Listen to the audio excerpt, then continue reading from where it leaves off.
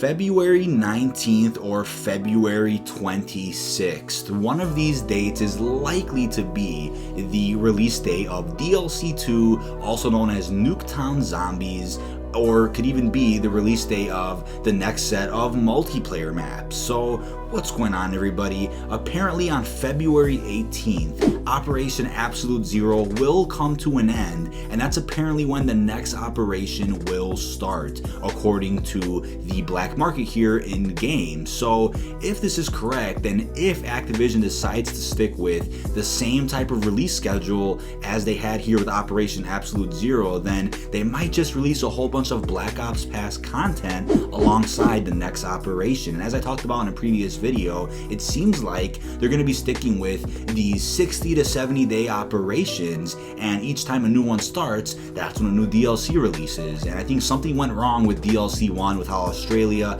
got access to the Dead of the Night Zombies map first. That wasn't supposed to happen. That kind of ruined their marketing, and I think honestly it was kind of a one-off. It was going to be a big surprise that all of a sudden Black Ops Pass owners would get new content alongside Operation Absolute Zero. But I think going forward, at least for DLC 2, we'll probably get proper marketing of both the new operation and the new content drop, which could be a new zombies map, the new multiplayer maps, the new Blackout exclusive character for Black Ops Pass owners. So we'll see how that turns out, but I think it's really important to point out that these two dates are very, very, very likely candidates for the release date of Nuketown Zombies here within Black Ops 4. And I know you guys have all seen the rumors online. I don't even have to wrap them up or break them down or anything. We know Nuketown Zombies is coming back. It's been leaked for quite a while now. Even the QA tester who got fired from Treyarch confirmed this information. So we know it's either going to be DLC 2 or maybe a subsection of the next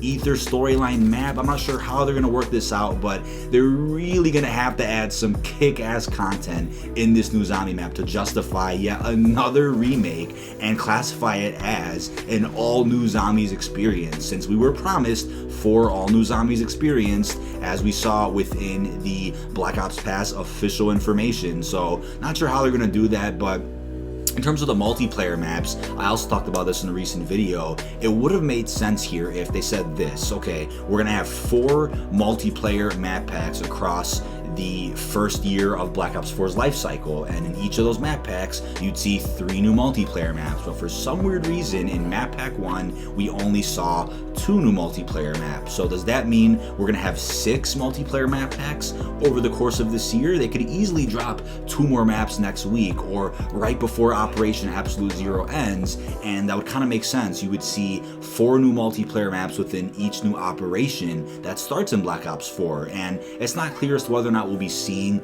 more than 4 seasonal events here in game. I'm assuming they can push possibly 5 or even 6 total operations in Black Ops 4 if they keep starting a new one after another one ends. And this is obviously going deep into Infinity Ward's development cycle next year. So even when Modern Warfare 4 launches, I'm assuming they're still going to be updating Black Ops 4 constantly with not only new operations but even new DLCs, because it's also been rumored that Black Ops 4 is getting a second year of life. So they could even continue this trend going into 2020 almost if they wanted to. They can just keep doing new operations, new content drops. So probably have a second Black Ops Pass or a Zombies Pass of some sort. So we'll just have to wait and see. But I don't see anybody on YouTube talking about a possible release date for Nuketown Zombies or DLC 2. A lot of people are just saying, you know what, it's going to be in February, it's going to be here, it's going to be there. But looking at the black market here in game, if the next operation starts in about 44 to 45 days and they stick with the same release schedule, then hey, that's going to be our release date for DLC 2. It's just plain and simple. This might be Activision or Treyarch's way of saying, you know what, we don't really have a big DLC plan or this DLC map like we have in Destiny where we can tell our fans exactly what's coming, but we can at least give you guys an estimate as to when the next DLC will end up dropping. So if Operation Absolute Zero ends on February the 18th, then obviously we'll see the next operation begin guaranteed on the 19th, but they could either release DLC 2 on that day or wait a week. I personally would have preferred if Treyarch had waited a week before dropping DLC 1. They could have had a full week of just Operation Absolute Zero hype. We obviously obviously had that really cool trailer showcasing Zero and some of the new content within the operation itself. And then the following week, to build up even more hype, all of a sudden you could just drop a zombies trailer, then the multiplayer maps trailer. And honestly, I do miss the original strategy they had with DLC, where they would sit down, talk about the new zombie map, talk about the new multiplayer maps, even a new DLC weapon of some sort, and really go in depth with the development process behind these new maps. But it seems like now they either don't have the budget for it because Activision stocks are absolute shit right now, or they're just trying a new strategy to see how it sticks, to see if they can cut down the cost of this marketing, if it's not really needed all that much. If the content is still selling without that form of marketing, then there's no point of doing it whatsoever. Just a business move on Activision's behalf. But maybe we'll see a different advertisement for DLC 2 than we got with DLC 1. But let me know what you think of this down below in the comments section. Are you guys hyped for not only Nuketown Zombies, but some of the next couple of multiplayer maps we'll be seeing here in Black Ops 4 as well? I kind of talked about multiplayer a little bit in a previous video, and kind of disappointed to say I played multiplayer the least out of the 3 modes this year, whereas in Black Ops 3 I probably played multiplayer the most. So it seems like Blackout really took up a lot of my time this year, and I've been putting a lot of time into zombies as well as I hit platinum.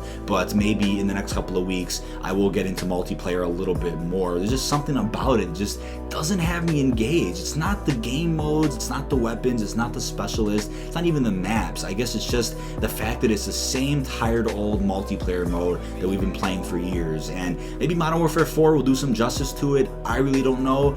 I just feel like multiplayer itself is just getting old, and I think Blackout was a nice breath of fresh air here with Call of Duty. And zombies always is. Treyarch always delivers some fresh new zombies content that really hypes us up, brings us a new experience. That's just my opinion. Some people might disagree with that, but once again, check all links down below in the description. What do you guys think about the release date of DLC 2? Is it more likely for February 19th, which is when the next operation starts, or do you think they'll wait one more week to actually release a new zombie map and new multiplayer maps? Let me know what you think, everybody. This has been dkdynamite. Peace.